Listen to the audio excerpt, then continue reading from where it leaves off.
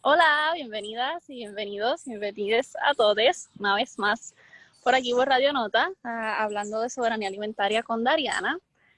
Como ustedes saben, ya hemos discutido varios temas dentro de lo que sería el estado de la agricultura local aquí en Puerto Rico, dentro de lo que sería la soberanía alimentaria para Puerto Rico, cómo se ve en otros espacios, en otros países. Hemos hablado de las luchas por las tierras, el derecho a la alimentación, de cómo realmente está funcionando el sistema aquí, el sistema agroalimentario y cómo debería estar funcionando, ¿verdad? Para que podamos alimentarnos nosotras y nosotros aquí en Puerto Rico, especialmente con lo vulnerable que somos ante los eventos de la crisis climática. Pues como ya hemos tenido un bastante resumen y un poco de la presentación de lo que estamos actualmente en Puerto Rico, he querido traer invitados de otros países para que hablemos de cómo se contextualiza, ¿verdad? Este proceso en el que nosotros estamos en Puerto Rico, que también está pasándolo por muchos otros países en el Caribe y en Latinoamérica, estos eventos de la crisis climática y cómo se ha visto afectada su sistema agroalimentario.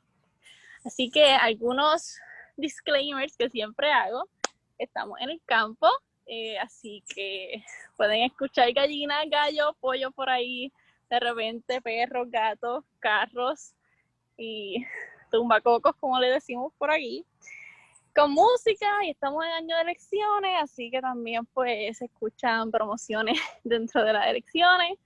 Aquí no se auspicia nada de estos anuncios, son auspiciados por Radio Nota, así que eso pues no tiene nada que ver con el programa y no lo hago adrede porque pues estoy en el...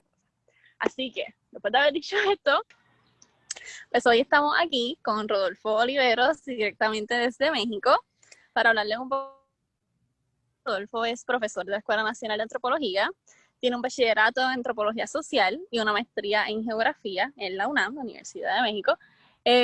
Trabaja temas de conservación ambiental, cambio climático, crisis ambiental y el campesinado. Es adherente de la sexta plataforma impulsada por el Congreso Nacional Indígena y el Ejército Zapatista de Liberación Nacional, y trabaja con la Juventud Comunista de México y el Partido de los Comunistas. Así que, Rodolfo, qué bueno tenerte aquí. Yo sé que esta conversación va a ser muy enriquecedora por toda tu trayectoria, todo tu expertise en estos campos, así que qué bueno tenerte. Muchas gracias, Ariana, muchas gracias por la invitación y pues un saludo desde México. Gracias, gracias. Pues cuéntanos, Rodolfo. Yo quisiera que hoy habláramos un poco sobre, ¿verdad? Explicarle un poco a nuestros radio oyentes y radio viewers sobre la agricultura, el sistema, ¿verdad? La industria local de la agricultura.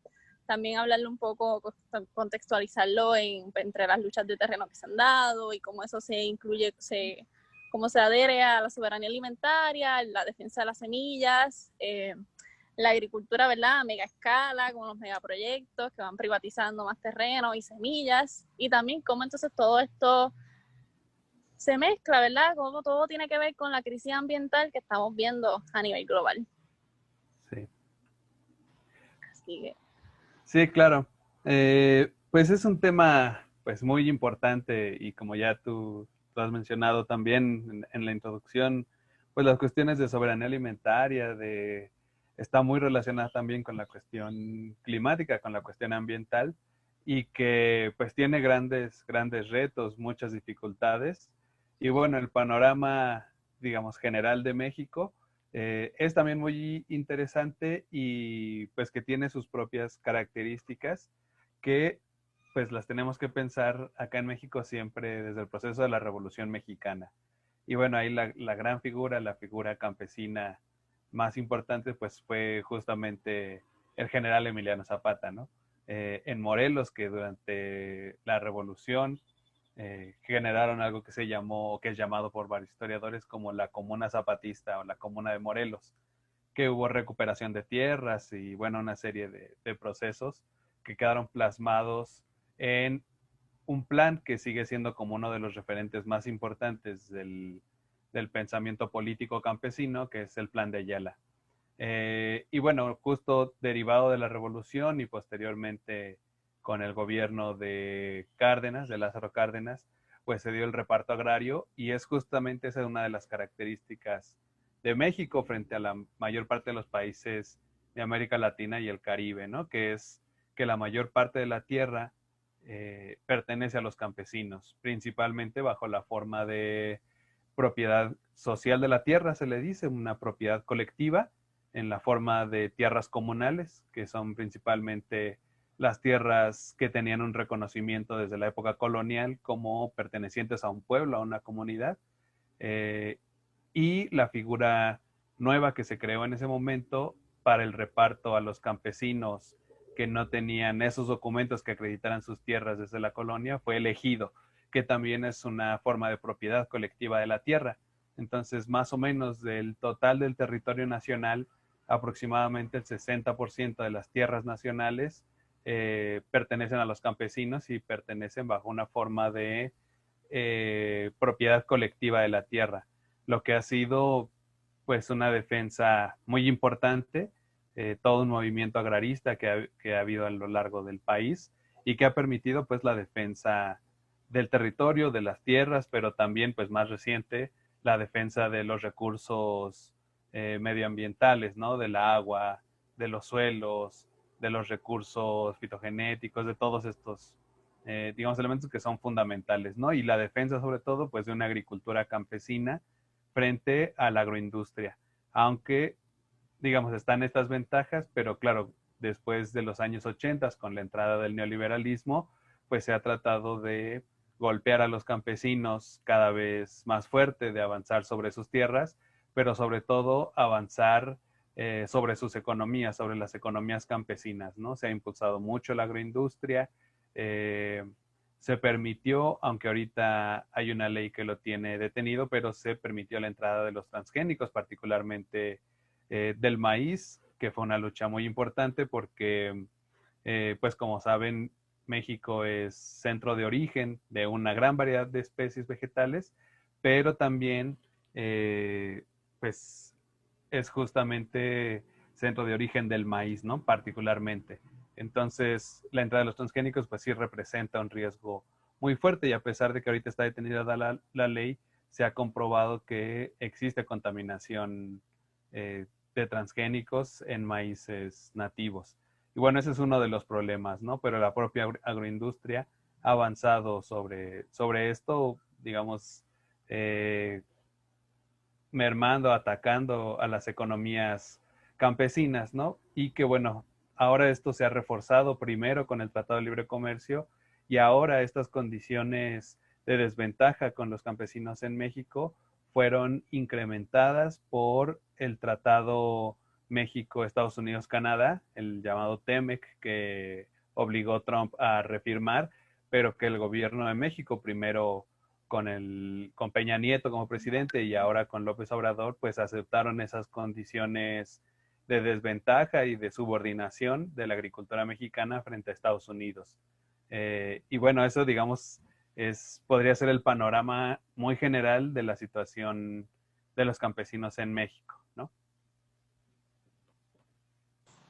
A mí me sorprende realmente cuando tú mencionas lo del 60% de las tierras le pertenecen al campesinado y no solo a los campesinos y a las campesinas, sino que en colectivo, no individualmente, que como acá lo vemos, ¿verdad? Para ponerlo un poco en contexto, para que puedan tener una perspectiva acá en Puerto Rico, pues acá nosotros estamos más enfocadas en la propiedad privada, nosotras no tenemos tal cosa como esta idea, ¿verdad? De nosotras tener o ser dueños de un terreno en colectivo.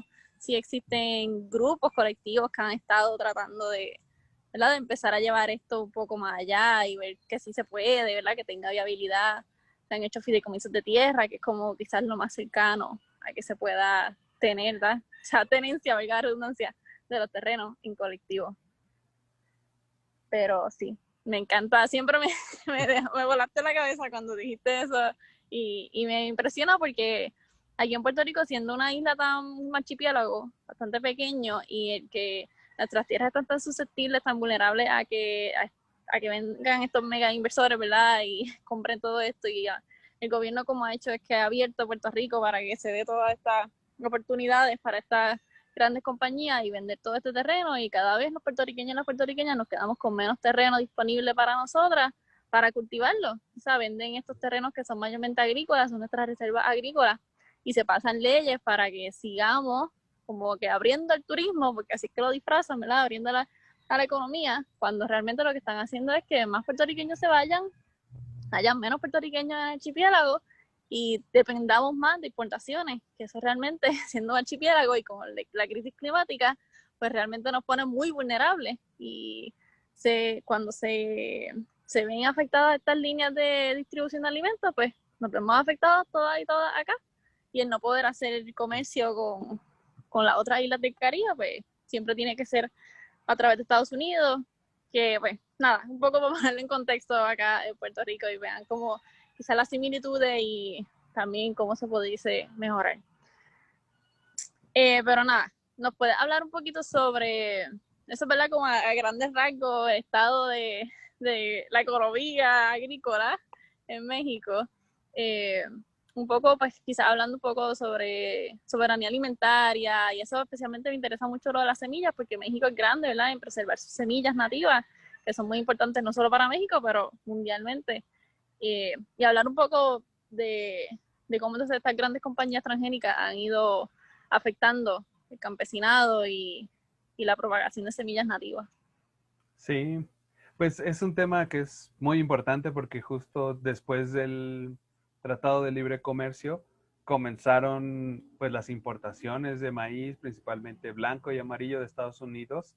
Pues todos saben, Estados Unidos subsidia a sus productores agrícolas, ¿no? Que son más bien granjeros, les diríamos acá en México, ¿no? Con esta distinción entre granjeros y campesinos. No sé ya cómo se maneja la distinción, pero digamos estos agricultores más capitalizados, de propiedad privada, con mucha tecnología, eh, estos anuncios ahora que pone John Deere con sus tractores guiados por GPS que ya ni siquiera llevan al agricultor ahí encima, ¿no? Ya los manejan por la computadora. Bueno, justamente todo eso pues vino a golpear mucho la economía campesina, y entonces de ser un país que tenía primero pues seguridad alimentaria, ¿no? Podía garantizar el maíz para toda la población hasta los años 60, 70 más o menos, cuando empieza el neoliberalismo y después del Tratado de Libre Comercio 94, pues esto se pierde de manera importante, ¿no? La producción campesina de maíz en México, solo por poner el ejemplo del maíz, pero la producción campesina es muy diversa. Eh, Más o menos los cálculos que se han hecho es que puede alimentar alrededor de 50 millones de personas, ¿no? La agricultura campesina del maíz, que es bastante, ¿no? Pero pues somos 120, más de 120 millones. Entonces, en realidad, el resto de la población pues depende del maíz importado, principalmente de Estados Unidos, pero una parte también importante de África.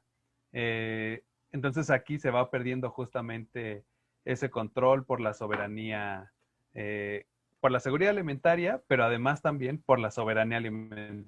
No nada más asegurar pues nuestro alimento, sino garantizar que sea un alimento sano. La otra parte que ha golpeado también a los campesinos, además de las importaciones, pues es la propia agroindustria. En las ciudades, la mayor parte de las tortillas que comemos diariamente se ubican, ¿no? Nuestras tortillas de los conocidos tacos, pero bueno, que los usamos para muchas cosas. Pues son producidos por una empresa que se llama Maseca, ¿no? Una parte importante de las tortillas en las ciudades es Maseca, que es una agroindustria mexicana que está en el norte del país, que fue de los primeros en tratar de poner campos de experimentación de transgénicos, ¿no? Obviamente alianzas con Monsanto, con todas estas empresas mega poderosas, que bueno, finalmente se detuvo durante un tiempo esto, pero siguen teniendo este impulso de querer controlar y acaparar cada vez la producción. Obviamente sus costos en el mercado son más bajos que los costos del maíz campesino, pero digamos ahí es donde se va perdiendo un poco de esta soberanía alimentaria, ¿no? Y de la seguridad alimentaria. El otro proceso que está pasando en varios lados es que el gobierno, tanto en las administraciones pasadas como en la administración actual, que se supone que es un gobierno de izquierda, pues impulsan de manera muy fuerte el apoyo a ciertos productos que dicen tienen ventajas en el mercado, ¿no? En el caso de una de las regiones donde yo trabajo, que es Michoacán, hay dos casos muy particulares que ilustran muy bien porque esto se repite en varios lados, ¿no? Una es el aguacate, que tiene principalmente es para exportación, ha tenido mucho impulso del gobierno y además se vende a altos precios, ¿no? Y principalmente va a Estados Unidos. Y bueno, el otro día te platicaba cómo eh, justamente el aguacate tiene una alta demanda en los eventos deportivos en Estados Unidos para hacer su guacamole. El guacamole que no es el guacamole mexicano, es un guacamole gringo, pero que justamente eso ha hecho que en México la producción de la milpa, le llaman acá los campesinos, que es esta asociación de cultivos entre maíz, chile, frijol, calabaza, chayote, varias especies que están asociadas, pues se va perdiendo y los campesinos sustituyen sus cultivos tradicionales por el aguacate. Y el aguacate requiere una gran cantidad de agua, ¿no? Va agotando los recursos hídricos y además para que alcanzar esta calidad de exportación que se exige, pues requiere muchos agroquímicos. Entonces, además, contaminan los suelos, contaminan las fuentes de agua. Obviamente los campesinos pierden la seguridad alimentaria y pierden la soberanía alimentaria, pues porque ya no están produciendo sus alimentos, tienen que recurrir a comprarlos porque dejaron de sembrar lo que comían por sembrar aguacate.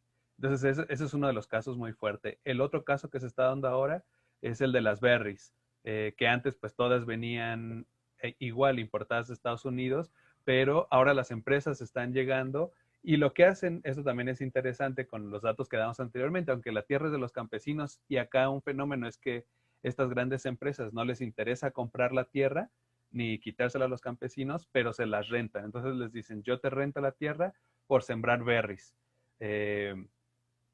Lo que pasa es que lo mismo, una gran cantidad de agroquímicos, la tierra se desgasta, ellos en 4 o 5 años hacen una producción muy intensiva, se van y la tierra la dejan inservible por otros 10 años. Y eso está generando también grandes problemas para los campesinos que mantienen la agricultura tradicional porque se acaban el agua, contaminan los suelos. Además, ahora hay un problema y es que acá están utilizando los de las berries, la industria del jitomate, también el aguacate, incluso en algunas zonas donde están las automotrices, están utilizando cañones antigranizo. Entonces bombardean las nubes para evitar que caiga granizo y no dañe o los carros o no dañe los cultivos comerciales, pero también evita que llueva. Y entonces eso hace que toda la agricultura campesina se encuentre en una fragilidad pues terrible, porque entonces sin agua, sin lluvia, sin estos procesos, pues la agricultura campesina que es de temporal, depende de la lluvia, no es de riego, entonces se ve afectada, ¿no? Entonces han comenzado cada vez más fuertes las protestas de las comunidades campesinas contra estos cañones de granizo, pues que es pues un problema, ¿no? Que solamente le beneficia a unos pocos, pero además con este afán de querer controlar la naturaleza, ¿no? Los procesos naturales, que a diferencia de la agricultura campesina que se adapta, que aprende los procesos, que hace que los cultivos se articulen con los procesos ecológicos que formen parte de ellos, como enseña la agroecología, pues estas otras formas de agricultura industrial es lo contrario, ¿no? Tratar de dominar la naturaleza y evitar que llueva, evitar que granice, etcétera, ¿no? Entonces por ahí va más o menos. Y pues lo otro, lo de las semillas, pero si quieres ahorita le seguimos. Pues me volaste la cabeza de nuevo con esto de controlar la lluvia, el granizo. Me recordó que aquí un tiempo, como para el 2015, tuvimos una sequía muy fuerte y trataron de impulsar un proyecto le llamaron siembra de nubes. Y era con la misma idea de inyectarle la nube para que cayera más agua. Porque cayera agua, porque estábamos en una sequía intensa, entonces pues salieron muchos científicos y académicos a criticar la manera en la que se estaba haciendo, que estábamos, exacto, tratando como de jugar a Dios, por decirlo así, ¿verdad? Manejar la naturaleza, a que nosotros la dominamos y podemos hacer con ella lo que queramos para nuestro consumo dentro de este mundo capitalista en el que vivimos.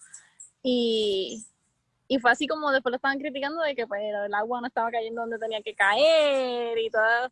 No se sabía realmente los efectos que iban a tener en el suelo, en el agua, en los cuerpos de agua, en el humano, en nuestra dieta. Bueno, al fin fue así como todo un experimento que fue fallido porque, bueno, nada, porque las sequías pues, van a seguir aumentando con esto de la crisis climática, pues siguen o hay mucha lluvia o muchos periodos largos de sequía y por eso es que no tanto, como tú dices, es más como volver a eso, a esas prácticas que toman en consideración la agroecología, perdón, ¿verdad? De realmente pues estar junto a la naturaleza y manejar ya lo que tenemos y amoldarlo un poco, ¿verdad? A que realmente no es llegar a un sitio y tratar de talar todo y sembrar, sino ver nuestro espacio y qué tenemos y cómo lo podemos manejar sin afectar tanto nuestro suelo, porque pues, tú lo traes muy específicamente pues, los suelos, la calidad del suelo, ¿verdad? La nutrición del suelo se ve muy afectada por esta agricultura bien intensiva. Y aquí, por ejemplo, en Puerto Rico lo vemos mucho. Tú estabas haciendo la diferencia entre el granjero, ¿verdad? Creo que fue lo que dijiste, y el campesino. Y aquí sería como el agronegocio, le decimos, que es pues ese agricultor grande, que no necesariamente es una compañía gigantesca, una mega compañía, ¿verdad? Pero es un agricultor grande que produce mucha cantidad de un mismo cultivo, ¿verdad? Que es intensivo en monocultivo, por ejemplo, como el café, con los plátanos y guineo. Y, y se ve, nosotros lo que hacemos aquí, mayormente lo que se hace es que se raspa. Nosotros pues tenemos muchas montañas, ¿verdad? Que somos un archipiélago pequeño, pero tenemos mucha diversidad en nuestra topografía. Y pues el café se da más en la montaña, entonces lo que se hace es raspar todas esas montañas con esta maquinaria grande, intensiva, que lo que se hace es raspar todo ese topsoil, ese terreno que es el que tiene toda esa vida, esa materia orgánica, y ya lo que queda es ahí difícil poder llevar a cabo una agricultura amena con la naturaleza de esta manera. Y definitivamente pone en desventaja, como tú dices, ¿verdad? Que allá el campesinado es lo mismo, pone en desventaja a estos agricultores, el campesinado que está intentando llevar la agricultura de una manera tradicional y que sea más amena con la naturaleza. Aquí a mí me interesa mucho que hablemos eso de las semillas porque en Puerto Rico, o por lo menos como yo lo he visto, es que no estamos tan conectados con nuestras semillas nativas y no tenemos esa relación tan sagrada como yo lo he visto en otros países de Latinoamérica con las semillas. Sí se da ahí un movimiento, ¿verdad? Que está retomando como que esa preservación de semillas, la importancia de nosotros poder tener nuestra propia semilla, especialmente viendo las experiencias en otros países que han llegado, Monsanto, Bayer ahora, que quieren monopolizar todo y compras mi semilla y tienes que seguir comprando mi semilla y tienes que comprar mis productos para que esa semilla te dé fruto y no es nada sustentable, no es una economía sustentable, para nada. Sí, no, para nada. Y justo, digamos, frente a todos estos problemas, una de las estrategias del movimiento campesino, una ha sido pues la defensa de las semillas nativas, ¿no? Sobre todo a partir de organizar redes de intercambio de semillas nativas entre campesinos, que pues era una práctica de por sí que las comunidades hacían, que poco a poco se fueron perdiendo, pero que las comunidades campesinas organizadas, colectivos que los acompañan, pues han ido fortaleciendo estas redes, ¿no? Principalmente de maíz, pero también de todas las otras variedades de especies que se cultivan acá, ¿no? Las cientos de variedades de frijol, de calabaza, de chile, de muchas especies, ¿no? Principalmente las que están alrededor de la milpa. Entonces, esa ha sido una estrategia bastante importante. Y ahí, pues recientemente en México se hizo una ley un poco controvertida también porque no tuvo, digamos, unanimidad dentro del movimiento campesino, que se llamó la Ley de Defensa del Maíz, la Ley de Protección del Maíz Nativo, donde, digamos, se trata de proteger a las semillas nativas, pero a opinión de una parte importante del movimiento campesino, esa ley pues está en realidad muy débil, es más una ley declarativa que una ley que tenga realmente eficacia en defender las semillas frente a los transgénicos, frente a la agroindustria, frente a esta situación en la que se encuentran los campesinos. Pero ellos han, digamos, construido sus propias alternativas. Digamos, los dos referentes que siempre son más importantes en México, los más conocidos, una es una comunidad, bueno, son tres más o menos, eh, tres comunidades que son importantes, que son así como el referente. Una es una comunidad en un estado que se llama Tlaxcala, que es la comunidad Vicente Guerrero, que es una comunidad agroecológica que fue de las primeras que comenzó a impulsar la agroecología en México, una comunidad campesina, y que ha sido, digamos, una escuela de aprendizaje para muchas comunidades. El otro referente es una cooperativa de cooperativas que está en el estado de Puebla y que son del pueblo náhuatl, y es la Tosepan, que son cooperativas agrícolas, pero además tienen cooperativas de café y cooperativas de producción y de construcción, son miles de familias asociadas en un sistema de producción cooperativo, agrícola, pero también, digamos, en todo el resto de la cadena productiva hasta la comercialización. Y el otro referente que es fundamental, pues es justamente las comunidades zapatistas, que desde el alzamiento del 94, toda la agricultura en las comunidades mayas, zapatistas, es agroecológica.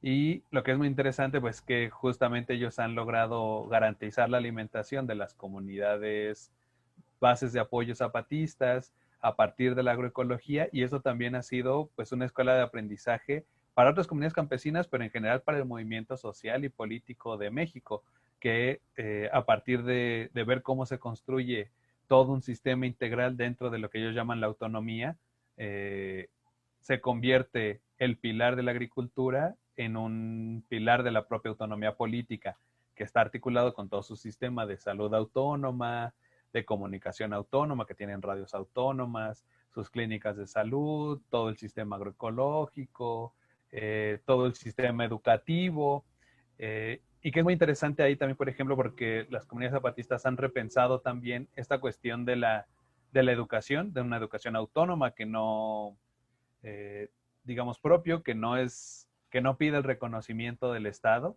eh, pero que ha reformulado y construido sus propios programas en las que los saberes campesinos forman una parte central, ¿no? Todas las escuelas zapatistas, por ejemplo, las de los niños, en algunas comunidades que conocí, eh, el sistema se llama Semillita del Sol, y todas las escuelas tienen su milpa agroecológica para que los niños vayan aprendiendo con la gente de las comunidades desde chiquitos todo lo que implica la agricultura, ¿no?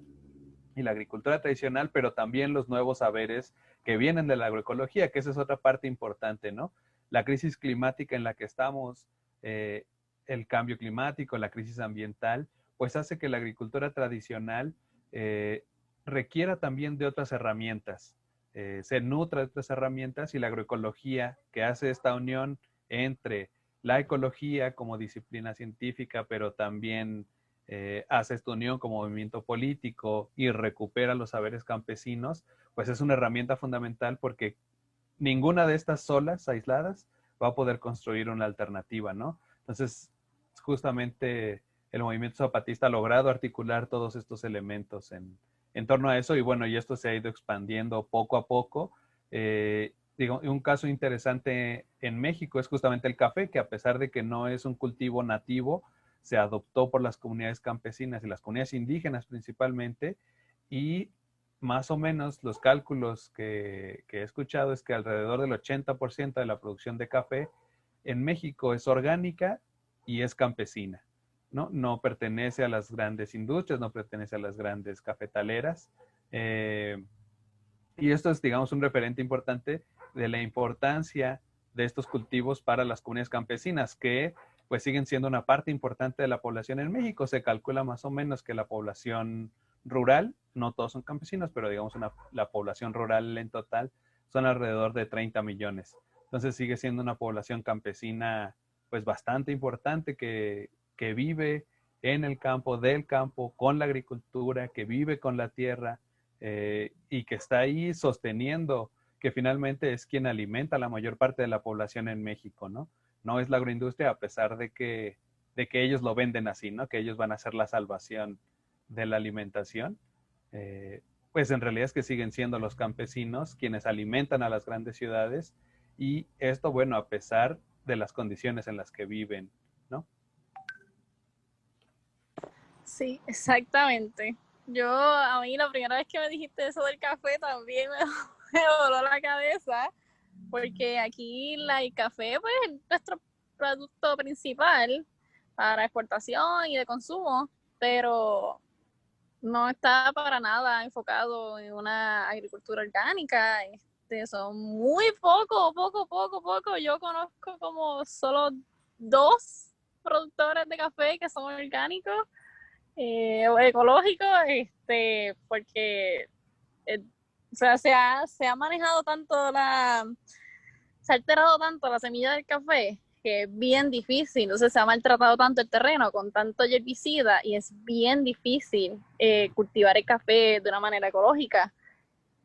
Yo tengo una muy buena amiga que es agricultora ecológica de café, ella se dedica al café y ella dice que definitivamente no hay manera de tú sembrar café ecológico, orgánico, sin a la sombra, que antes se sembraba el café a la sombra y ya ahora pues para agilizar el proceso lo que hacen es llegar al sitio y talan todos los árboles que hay Sí. y lo dejan a pleno sol, bien expuesto. Entonces, ¿qué pasa? Necesitan ponerle insumos externos para que ese arbolito produzca ese arbolito ¿verdad? Y crezca, porque a pleno sol, no, entonces viene la sequía y no es real llevar un sistema de café así, eso no es sustentable para nada, pero entonces después o sea, nos golpeamos en el pecho de que tenemos el mejor café y no sé qué, pero también hay que ver como el efecto que tiene eso en el sistema, ¿verdad? En el humano, el tú estar consumiendo, nosotros consumimos muchísimo café, y tú estás consumiendo todo ese herbicida, todo ese pesticida que utilizan en la industria del café, eso tiene repercusiones a largo plazo en el cuerpo de las personas. Y yo creo que eso como que no se ha estudiado lo suficiente. Y claro, hay un tabú detrás de todo esto tú sabes, de retar. Y no un tabú, sino que también hay amenazas si tú retas el sistema y retas la manera en que Monsanto hace las cosas y todo con su Roundup y demás. Pues, tú sabes, hay mucho dinero envuelto, mucho capital envuelto ahí detrás para silenciar a muchas personas. Bueno, pero no, no vamos a entrar en ese detalle. Vamos a enfocarnos en lo positivo. Vamos a enfocarnos en el ejemplo de las comunidades zapatistas.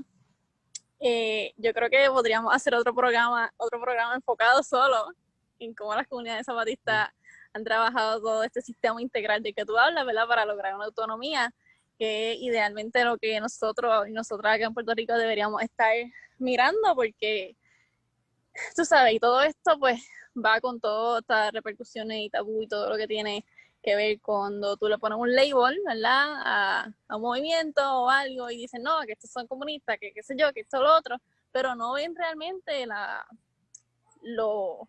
lo íntegro que tiene y lo funcional que son las maneras en las que se está formulando estas nuevas sociedades, ¿verdad? Que están retomando lo ancestral y comiéndolo un poco a lo moderno y tal, o sea, haciendo como esta línea dentro de la educación. Para mí, yo siempre he dicho que la educación, si a mí me preguntan, ¿y cómo tú crees que vamos a adquirir soberanía alimentaria en Puerto Rico? Bueno, es bien difícil, nosotros vivimos bajo un sistema colonial y es bien difícil.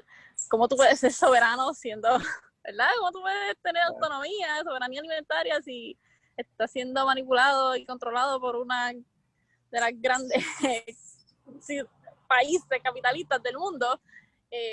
Pero definitivamente es con la educación. Siempre mi contestación es con la educación, porque con la educación tú vas creando esa línea, ese enlace entre los saberes ancestrales, los nuevos saberes y poder conectar una cosa con la otra. Y son, ¿verdad?, de generación en generación, ¿verdad?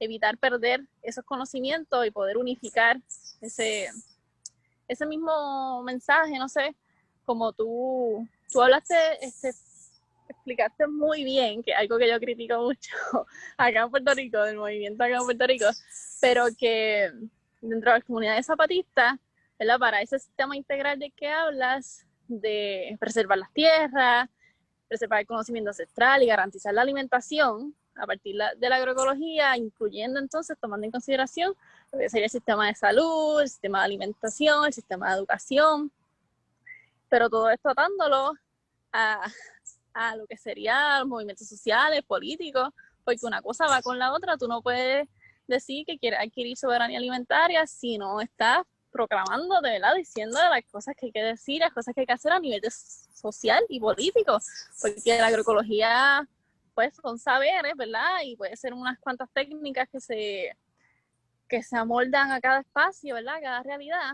pero si un movimiento social no es agroecología, tiene que haber un movimiento social porque la agroecología reta el sistema tal cual está.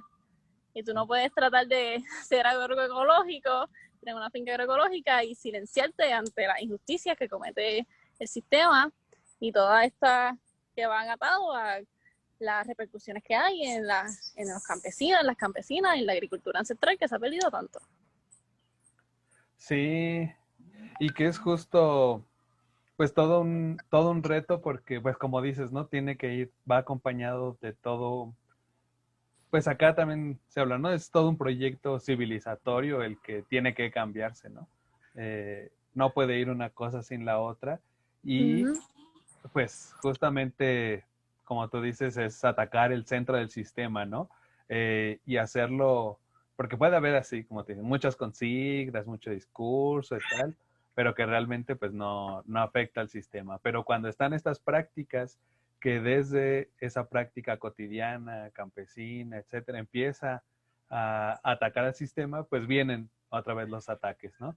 Por ejemplo, con lo del café, justo al inicio del actual gobierno, eh, firmaron un acuerdo con Nestlé para el cambio de plantas de café, ¿no? Entonces, Nestlé quería para el café soluble, para el café en polvo que hacen, muy malo, querían convencer a los campesinos de cambiar su semilla de arábiga por la variedad de Nestlé, porque es más productiva y les garantizaban que les compraban toda la cosecha completa y todo.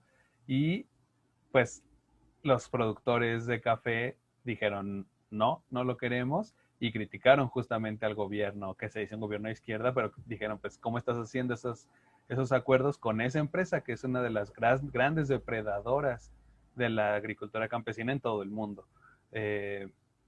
La otra parte que ahorita está muy fuerte son lo que acá se conocen como megaproyectos. Atado la educación. Si no hay Claro, educación de base, los agricultores de los cafetaleros no te van a decir no, nosotros no queremos, te van a decir sí, zumba para acá, trae todo lo que tú quieras que yo lo siembro todo. Que aquí pasa claro. mucho esto, cuando vienen estos eventos como cuando pasaron los huracanes, después vino una iniciativa de Starbucks para traer todas estas semillas. ¿Y qué pasó? Eso fue junto al Departamento de Agricultura local. Entonces se Claro. repartió este montón de semillas de café que Starbucks le dio con la misma promesa, ¿verdad? De subir la agricultura cafetalera y te vamos a comprar todo este café, y el café es lo número uno en Puerto Rico y la. Entonces, pues, cuando tú dices eso que los cafetaleros dijeron, pues no, pues aquí es a lo que viene la educación de base, que realmente es lo necesario para crear esa conciencia de que nosotros y nosotras tenemos que preservar lo que tenemos aquí, que al final del día, cuando nosotros estemos solitos y solitas, es lo que tenemos, lo que nos va a quedar. Sí, sí, totalmente, ¿no? Y el movimiento campesino, pues justamente esas lecciones las ha también aprendido y pues son justamente el movimiento campesino los que más memoria tienen, ¿no?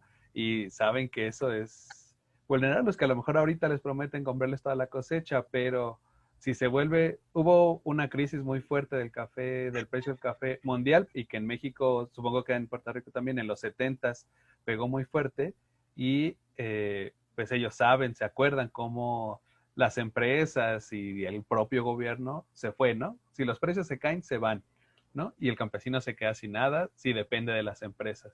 Entonces sabe que no pueden depender justamente ellos porque a la primer síntoma de crisis ellos se van, ¿no? Y dejan al campesino solo. Y ahora, diga, el otro problema que tiene que ver con esta crisis climática, con la agricultura campesina y todo esto, son, te decía, los megaproyectos. Ahora se está construyendo algo que el gobierno llama el Tren Maya, que las comunidades mayas dicen que no es maya, que es un tren neoliberal hecho para el turismo, ¿no? Entonces todo se está orientando al turismo en una zona que en la península de Yucatán, si ustedes se ubican así como la puntita sur de México, la mayor parte del suelo de esa zona es, como se le conoce, un suelo kárstico, que es un suelo muy poroso, muy frágil, con muchas cavernas, con muchas cavidades que acá se conocen. Las fuentes de agua en realidad son subterráneas, casi no hay fuentes de agua en superficie, y eso hace que también la agricultura pues sea muy frágil, tiene que mantener estos equilibrios de manera eh, muy, muy detallada, ¿no? Si se pierde tantito el equilibrio, pues se pierde, ¿no? La sequía y todo. Y además, pues a cada rato hay hundimientos de tierra justo por lo mismo. Entonces quieren meter un tren que pase por toda la península para el turismo, en medio de la selva, creando centros de población urbana que va a ampliar la frontera agrícola, ¿no? Entonces hay todos estos grandes problemas y justamente eso pues deriva en que las comunidades se están oponiendo, las propias comunidades mayas zapatistas se están oponiendo a estos proyectos y bueno, han recomenzado los ataques paramilitares contra las comunidades zapatistas, ¿no? Y es como tú dices, no puede ir, el sistema no puede permitir que se le ataque, ¿no? Y sobre todo en este punto, que es justamente que las comunidades no dependan de las empresas, que no dependan del capital, justamente para su reproducción cotidiana, ¿no? Y yo creo que esto es una cuestión muy importante porque dicen las comunidades del Congreso Nacional Indígena, nuestra lucha es por la vida, ¿no? No ponen más consignas, no ponen más, ¿no? Así, sencillo, nuestra lucha es por la vida. Entonces, creo que esa parte ilustra muy bien, pues, todo el sentir del movimiento campesino en México, ¿no? Lo que se defiende es la vida y lo que defienden las grandes empresas, lo que defienden es simplemente la ganancia. Y eso a la larga, pues lo que trae es agotamiento de recursos, se amplía el problema ambiental, se agotan los recursos, se pierde la soberanía alimentaria. Y yo creo que ahí, desde las ciudades también tenemos un gran reto, ¿no? Porque pues finalmente en las ciudades dependemos de los campesinos para la alimentación. Entonces, ¿cómo garantizamos que los campesinos puedan seguir sembrando, puedan seguir con sus economías campesinas? Pues desde las ciudades también tenemos que hacer este esfuerzo y han surgido por ahí algunos proyectos. Ahora mismo, pues también trabajamos con una red que se llama Red de Alimentación Autónoma Itacate, que es una red acá en unas colonias populares de México, que justamente lo que hacemos es ligarnos con campesinos en el estado de Morelos y hacer esto que le llamamos el autoabasto. Entonces nosotros directamente pedimos con el campesino, vamos a recoger, ahí es al revés, ¿no? El campesino no es el que tiene que venir a dejar a ver si le compran la cosecha, es tú quieres una buena alimentación, tú quieres, bueno, pues nos toca ir, ¿no?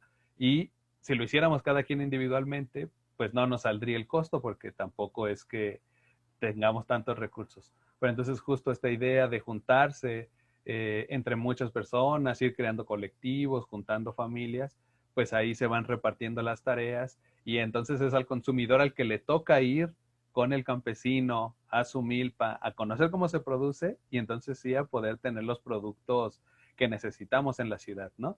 Y bueno, y eso ha impulsado que incluso varios compañeros acá en la ciudad pues se animen a ser productores de algo. Entonces, por ejemplo, hay un colectivo de compañeras que hacen productos derivados de leche, hacen quesos, hacen dulce de leche, varias cosas, después de esta relación que tuvieron con campesinos en Xochimilco, es una zona sur de la Ciudad de México. Y entonces, bueno, primero empezaron comprándole la leche para la red y luego dijeron, ah, bueno, y si hacemos algo, entonces ya se empieza, ¿no? Se hace una cooperativa y empieza a trabajar con eso. Entonces creo que también para la soberanía alimentaria, una parte importante es lo que hagamos desde las ciudades, ¿no? Porque si en las ciudades seguimos consumiendo y permitiendo que toda la alimentación sea industrializada, procesada, de baja calidad, pues también estamos ampliando, además que estamos afectando nuestra propia salud, pues estamos ampliando el problema ecológico y estamos ampliando la crisis de los campesinos también, ¿no? Sí, definitivo. Tú lo traes como de ciudades, pero yo creo que sí que yo hablo mucho de eliminar esa personita del medio, en inglés le decimos middleman, ¿verdad? Evitar esa persona, porque ahí es donde pasan la mayoría de las injusticias, ahí es donde no se le paga un precio justo por el producto y se pierde mucho, o sea, el dinero como que se concentra ahí y ya después el consumidor le sale bien caro y el productor realmente no adquirió el precio justo por su producto. Y definitivamente eliminando dentro de la cadena, eliminando esa personita ahí y comprándole directamente al productor o a la productora es la mejor manera de los consumidores y las consumidoras aportar y apoyar un poco a la agricultura local, definitivamente. Aquí también se han dado mucho, ¿verdad? Dentro de los movimientos que se han dado mucho, bueno, yo no diría mucho, ¿verdad? Pero dentro del orgánico y lo ecológico, pues está más esa idea de comprarle directamente al productor, eh, ¿verdad? Pero también pues crea, como yo te estaba comentando la otra vez, crea esta, como que donde realmente se vende este producto orgánico ecológico es entonces solo en las ciudades, entonces no está disponible Claro. acá, ¿verdad? Acá en Puerto Rico pues no está disponible tanto para las comunidades rurales y es como un poco esa disyuntiva que hay ahí de que yo produzco aquí, yo cultivo aquí en el campo, pero ya entonces tengo que irme a la ciudad a venderlo y la comunidad alrededor mío pues no se ve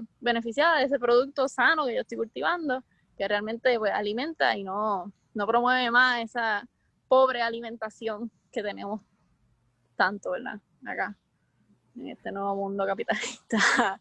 Sí, y ese es el otro reto, no permitir que los productos orgánicos, o sea, esta moda del orgánico se convierta en un lujo, ¿no? Porque pues igual las poblaciones más pobres de las ciudades, las poblaciones de las colonias populares, de los barrios, pues igual no los vamos a poder consumir, ¿no? Porque igual te quieren vender, eh, no sé, una cosita orgánica así, pequeñita, por muchísimo dinero. Y es justo, también hay que evitar eso, ¿no? Precisamente, que sea justo para el campesino, pero que también sea accesible para las comunidades populares, ¿no? Exacto. Sí, definitivamente.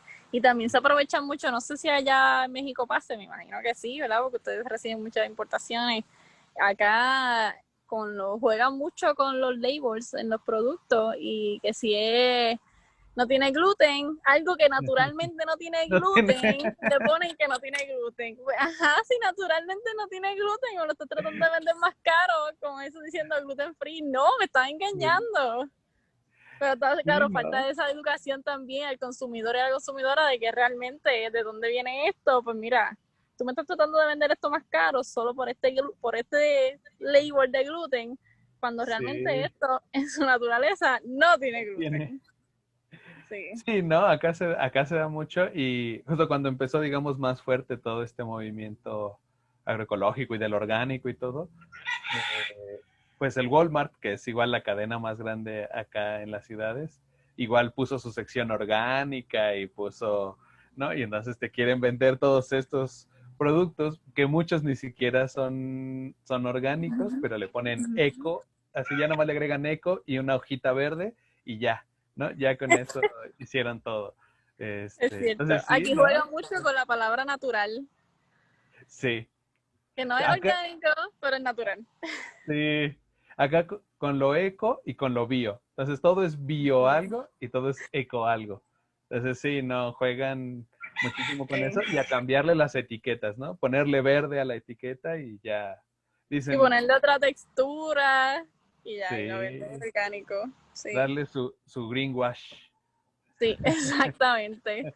Aquí también pasa con el sello del USDA Organic, ese sello Ajá, del Departamento de Agricultura Federal de Estados Unidos, sí, eh, pero tiene sus limitaciones. Hay productores que han decidido no tener esa certificación porque realmente no llega a un estándar de orgánico que realmente sea orgánico. Entonces ellos sí, pierden un poco porque no tienen esa certificación, pero es como, ¿verdad? Retando y que, cuestionando en que esta certificación no llega a un estándar de calidad para un producto orgánico y permite ciertos niveles de químicos, entonces, ¿sabes? Pues, pero pone en desventaja al productor que realmente es orgánico por no tener ese sello. Y así pues comunidades comienzan, por ejemplo, se han dado, ¿verdad? Que comunidades comienzan su propia certificación de que Sí. esto es certificado por tal proyecto, que no es genéticamente modificado, o que sí es orgánico o ecológico, para ponerse un poco, ¿verdad? Al nivel de la desventaja que tienen en el mercado. Sí, claro. Acá pasa igual. Justo la certificación orgánica es un permiso, el sello lo pagas, ¿no? Entonces tú dices, vas y pagas, pero la mayor parte de las veces ni siquiera van a certificar la producción. Entonces justo estas empresas son las que pagan los sellos, nadie les va a certificar que sí sean orgánicos y los campesinos dicen, no, pues yo para qué voy a andar pagando si Exacto. no tiene sentido, ¿no? Ni siquiera van a certificar. Entonces, justo lo que se hace es, acá le llaman un poco como certificación a la palabra o certificación comunitaria, ¿no? Que es lo mismo, ¿no? Y te dicen, bueno, la única forma que estés seguro es ven a conocer la producción, Claro. aprende cómo lo hacemos. Entonces, eso está, pues también bastante interesante y además se genera esta otra parte que tú dices muy importante, que es la educación, ¿no? Que es Uh-huh. que también la gente de las ciudades nos eduquemos y aprendamos cómo es la producción campesina, cómo es la producción agroecológica y eso, ¿no? Una vez Claro. un productor acá de Morelos, unos compañeros preguntaban, bueno, ¿cómo podemos saber si es orgánico o no es orgánico, si es agroecológico? Y nos decía, bueno, si se ven todas las manzanas o todo así, muy igualito, el mismo tamaño y todas muy bonitas, desconfíen, no son. La producción campesina no es así, ¿no?